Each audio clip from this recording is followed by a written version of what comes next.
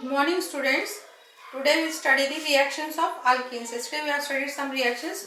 Today we will study the different reaction: oxidation, hydroboration, like that. Oxidation, there are three types of oxidation. Then hydroboration reaction, and these are the different types of reaction we are studying today. Reactions of alkene. Hydroboration. Alkenes when treated with diborane in presence of tetrahydrofluoride, that is THF, as solvent, trialkyl borane is obtained. The addition of boron hydrate, it is also known as borane, to alkene is called hydroboration. Trialkyl borane so obtained when oxidized in presence of alkali gives alcohol. This is ethylene. This is B2S6 is diborane, or it is also known as boron hydride. B2S6 in presence of THF means tetrahydrofurane gives triethyl borane. This triethyl borane in the presence of H2O2 and NaOH gives ethanol. So the product is ethanol. From alkene by hydroboration we are getting ethanol. This is one of the reactions of ethylene. So now we are studying the reactions of alkene, yesterday's continuation. So this is the hydroboration reaction. Why it is known as hydroboration? Because boron hydrate is added, so it is known as hydroboration reaction. The product is ethanol.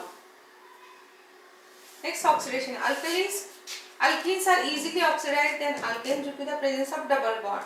Depending upon the type of oxidizing agent, different products are obtained. That means if you are having different oxidizing agent, then you are getting different products. With mild oxidizing agent like alkaline KMnO4, that is potassium permanganate.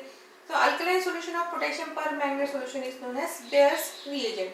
Gives 1,2-dihydroxy compound or vicinal glycol. Vicinal means side by side. If two OH groups are present, then they are known as vicinal glycols. So ethylene, in the presence of alkaline KMnO4, nascent oxygen gets added and you are getting ethylene glycol. It is also known as 1,2-dihydroxyethane.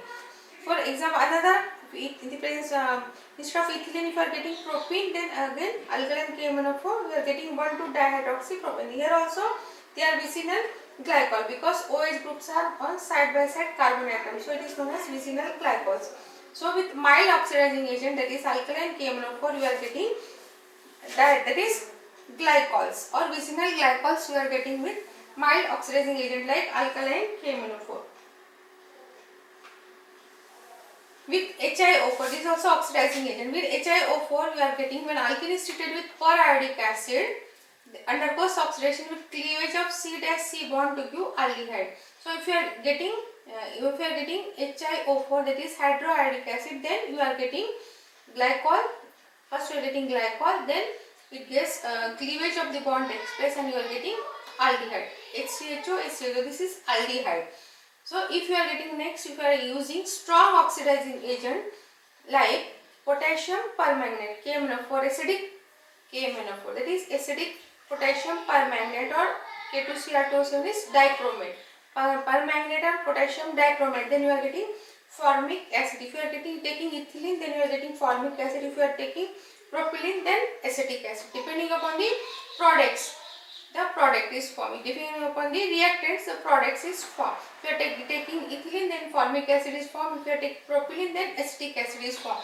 With a strong oxidizing agent, that means as the oxidizing agent changes, ethylene will give different products. Sometimes alcohol, sometimes aldehyde, and then acid. So with different oxidizing agent, we are getting different oxidizing product.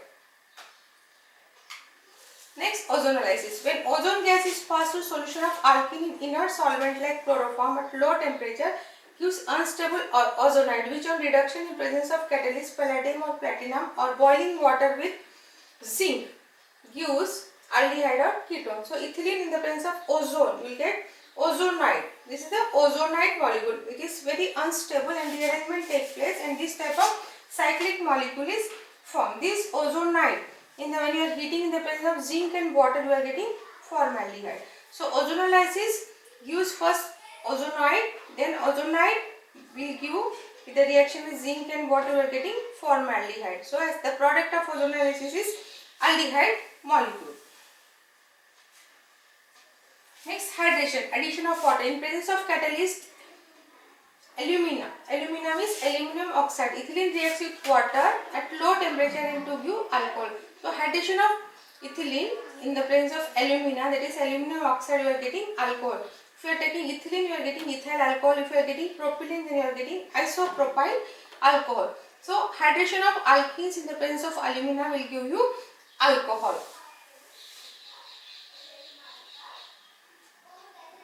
Next, trans or anti-addition of bromine. Addition of bromine to alkene result in the formation of bridge bromonium ion. Then the bromine minus attacks on carbon from the other side to give trans dibromo product. So CH2 double bond CH2 double bond CH2 Br2, you are getting this a bridge bromonium ion. Again bromine minus gets added and you are getting Br, and so it is attacking from other side and you are getting trans product. So ethylene on bromination will give trans dibromo compound. Thank you.